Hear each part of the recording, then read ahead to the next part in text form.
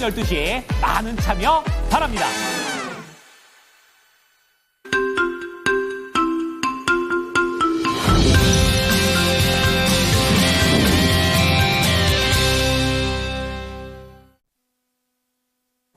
안녕하십니까. 모닝쇼 이건입니다. 뉴욕 증시 어제는 굉장히 심한 하락을 했었고 간밤에는 장중에 반등을 하기는 했었지만 결국에 매물 출회가 나오게 되면서 2거래일 연속으로 하락을 했습니다. 하지만 어제보다 많이 밀린 것은 아니었었고요. 이날 시장에 악재가 됐었던 것은 어제에 이어서 관세 여파가 계속 이어졌다라는 점이 되겠습니다.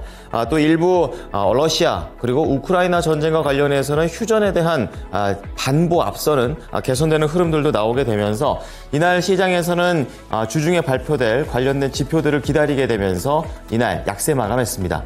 자, 오늘도 모닝 쇼를 통해서 시장 한눈에 바라보실 텐데요. 첫 번째는 경제지표입니다. 처음에 경제지표가 제일 먼저 나왔는데요. 1월 졸트 보고서가 나왔습니다. 이 구인과 관련된 그런 지표가 되겠고 예상치에 부합하게 되면서 시장은 장 초반에 이러한 부분들을 소화하는 흐름을 보여줬습니다. 그런 가운데 장중에 나스닥과 S&P 500 지수를 잠깐 반등에 올렸던 그런 재료가 두 번째 내용이 되겠습니다. 바로 미국과 우크라이나가 이 한 달 동안 즉각 휴전에 합의를 하게 되고 이 공을 이제 러시아가 어떻게 해야 될지 넘겨놓은 상태입니다. 자, 그리고 세 번째 보여야 될 것은 악재가 되겠는데요. 장중에 그리고 시간 외에 계속해서 달라진 움직임들이 나오고 있습니다. 지금 세 번째 소식은 이제 속보 쪽에 가깝다라고 보시면 되겠는데요. 백악관과 미국과 캐나다의 이 철강 알루미늄 관세와 관련해 원래 25%였는데 캐나다가 보복 관세를 적용하면서 장중에 지금 미국 쪽에서도 25% 추가 총 50%의 관세를 징벌적으로 매기기로 했었습니다. 하지만 캐나다가 이러한 부분들을 한 발짝 뒤로 물러서게 되면서 현재 다시 50에서 25%로 발효가 정정되어 있는 상태입니다. 자, 오늘 특징 좀 보실 텐데요. 대표적으로 테슬라, 엔비디아 묶어서 보겠습니다. 같은 내용에 따라서 움직였었고 개별적인 내용들도 있었었는데요.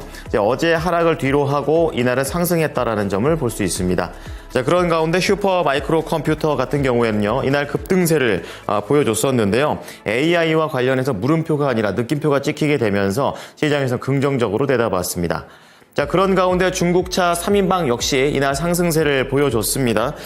지금 샤오펑과 관련된 내용, 니오와 그리고 리오토 모두 다 개별적인 내용과 관련된 실적이 있었었고 매크로적인 부분에서는 크게 영향받지 않는 상황이었습니다.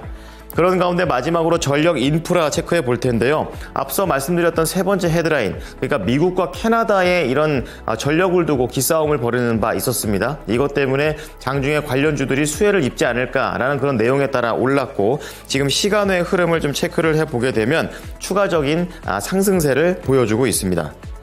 자, 그런 가운데 모닝 뉴스도 체크를 해볼 텐데요. 첫 번째 소식은 관세가 되겠습니다.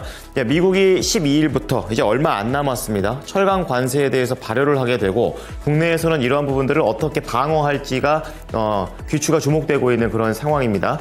자, 그런 가운데 이 삼성전자 같은 경우에는 실적이 부진한데도 불구하고 이 관련해서 R&D 그리고 시설 투자를 좀 더 공격적으로 진행한다라는 그런 관점이고요. 그리고 세 번째로는 배터리입니다. 자동차 배터리는 아니고 에너지 저장 장치와 관련된 그런 내용이고요. 미국과 중국과의 기싸움 속에서 과연 한국이 반사 수혜를 얻을 수 있을까? 이러한 내용이 되겠습니다. 자, 밑으로 내려와 보시면 오늘 모닝 리포트 준비가 되어 있는데요. 첫 번째는 제일 일렉트릭이 되겠습니다. 이제 업계에서 1위라는 것도 좋고 또 상반기보다는 하반기에 국내보다는 해외 쪽에 모멘텀을 맞춰보자고 얘기합니다.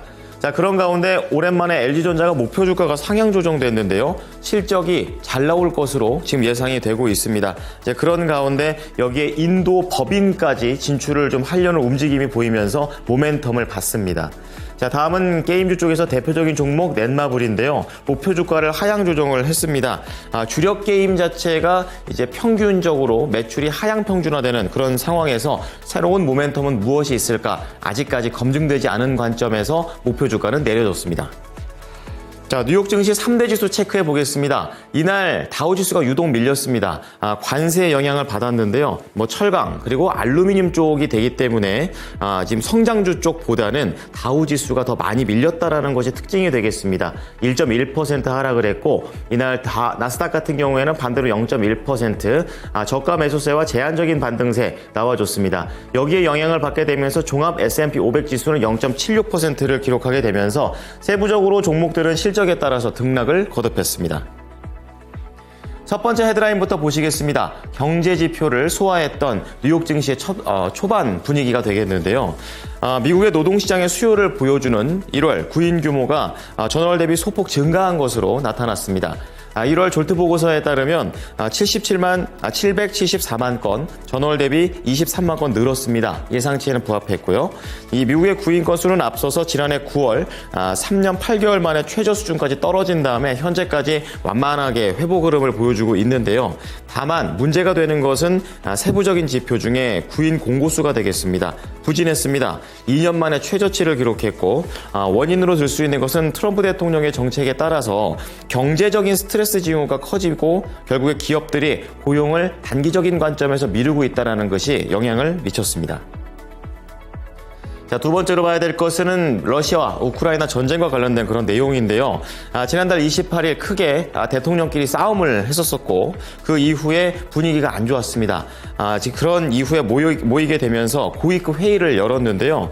30일 동안의 휴전에 합의를 했고 광물 협정과 관련해서는 가능한 한 빨리 마무리하자라는 분위기의 결론을 보였습니다. 자, 이 자리에서 이 전쟁과 관련해서는 공중전 그리고 해상전 이것뿐만 아니라 러시아와의 전투전선 전체를 포함한 휴전이 된다라고 얘기를 했고요. 회담 후에 미국과 우크라이나는 공동 성명을 통해서 정보 공유 중단을 즉시 해제하고 우크라이나에 대한 안보 지원을 재개할 것이다라고 얘기를 하면서 다음 공을 러시아에게 넘겼습니다. 양측은 또한 우크라이나의 경제가 나아지고 장기적인 안보를 보장하기 위해서 가능한 한 빠르게 광물 협정을 체결하기로 합의했습니다. 다음은 관세 체크해 보겠습니다. 악재였다가 호재였다가 계속해서 등락하고 있습니다. 트럼프 행정부는 현지 시간으로 12일 캐나다 온타리오주의 대미 수출 전기료 할증 방침에 맞서서 캐나다와의 부과를 하려고 했던 철강 알루미늄 관련 징벌적 추가 관세를 철회했습니다. 캐나다 몬타리오 주지사는 미국의 러트닉 상무장관 그리고 미국의 무역 대표부를 오는 13일 미국 워싱턴 DC에서 만나 미국과 캐나다 그리고 멕시코의 협정갱신 문제를 논의할 예정이라고 밝혔습니다.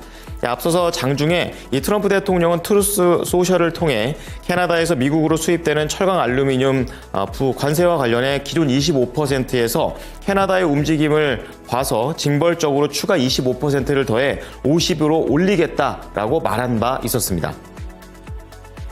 특징주 보겠습니다. 반도체 대장주 그리고 전기차 대장주 묶어서 보겠습니다. 테슬라와 엔비디아 반등에 성공했는데요. 아무래도 어제 워낙에 밀렸었기 때문에 저가 매수세가 들어왔다라는 시장의 분석도 있고요. 이제 그런 가운데 철강 관세 발효 때문에 이날 흔들리기도 했었습니다. 자, 이러한 공통점을 갖고 있는 가운데 엔비디아 쪽에서는 다음 주에 GTC 행사에 대한 기대감이 반영됐고 테슬라도 일시 휴전에 대한 이 러우 전쟁에 대한 내용들 그리고 CEO 리스크가 조금은 전보다는 줄어들었다라는 내용에 따라서 올랐습니다. 자, 현재 나오고 있는 것은 테슬라입니다. 3.79% 오르면서 $230의 종가를 형성했습니다. 자, 그리고 엔비디아 같은 경우는 1.6% 오르게 되면서 장중에 변동성은 있었지만 그래도 $108의 회복 흐름을 보였습니다. 자, 다음은 슈퍼마이크로 컴퓨터입니다. 비트코인을 계속 사는 그런 기업으로도 유명한데요. 관련해서 이번엔 비트코인보다는 증권사 호평 덕분이었습니다. 대표적으로 로젠브릿이 있는데요. AI 수익이 계속 우상향할 것이다라는 전망을 내놨습니다. 그리고 이 AI 수익 자체가 슈퍼마이크로 컴퓨터의 총 매출 70%를 차지하고 있기 때문에 좋게 시장에서는 봤고요.